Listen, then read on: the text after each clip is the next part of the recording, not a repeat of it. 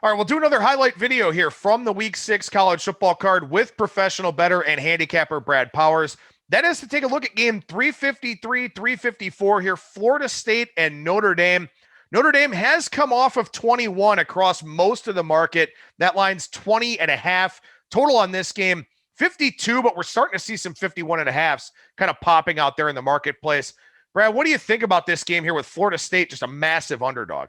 So I took Florida State plus 21, but a little bit derivative. I think Florida State first half's better, plus 11 and a half if you can find it, because I expect Notre Dame to be a little, slow out of the gates. Why? They haven't played in 3 weeks. And we saw that North Carolina last week, slow and unimpressive against Boston College. Specifically, Memphis hadn't played in a month. I mean, they're down 24-3 against SMU before they get their legs under them, and they almost come from behind and win that game. So I think Notre Dame, they missed a lot of practice time. They didn't practice for 10 days, Adam. Didn't finally practice until last Wednesday and scrimmaged on Sunday. I don't expect them to be as sharp as what they were, at least against South Florida, going back 3 weeks ago. On top of it, there could be some guys out for Notre Dame. If this game's played 2 weeks ago, Notre Dame would have been missing 39 guys. So we'll see. It's not going to be 39 this week. Otherwise, this number would be nowhere near this. But it could be 10 guys. That's the expectation. So there's that into it. And I think the other value point on why I like Florida State here and bet them not only full game but first half is I think they found a little bit of momentum last week. They switched at quarterback, a team that was really struggling to score. Didn't matter if it was Miami or Jacksonville State. Couldn't move the football on offense. And all of a sudden, five possessions, 5 straight touchdowns with Travis at quarterback. I think they found something here. So I'm not saying that they're going to compete, but, you don't have to compete that much to cover a 3-touchdown spread. So give me Florida State. Yeah, and you look at this very rare air for Florida State. If this line gets back to 21, and depending on what you cite in terms of a closing line, it'll be the third time in program history they've been a dog of at least 21 points. So, it's one of those things where, you're going against something that doesn't really happen.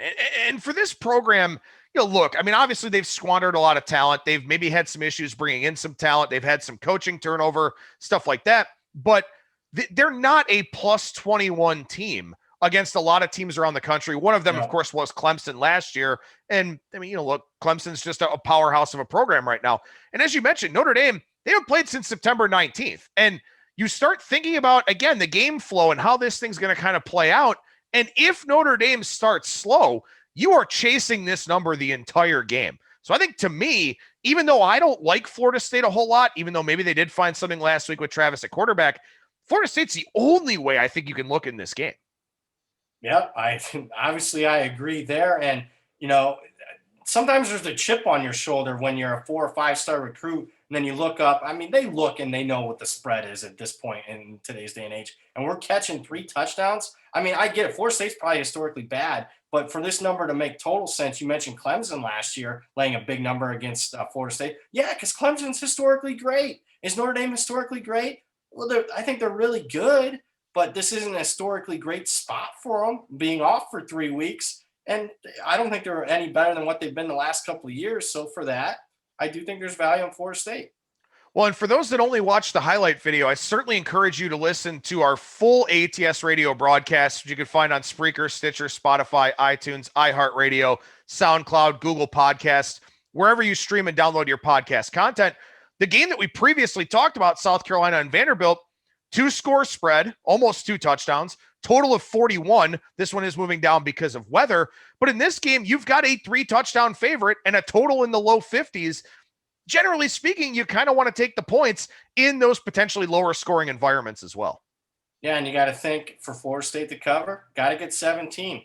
It could happen. I mean, you got a lot of elite athletes there that broken play. Notre Dame hasn't played in 3 weeks. And I mean, that could be the difference.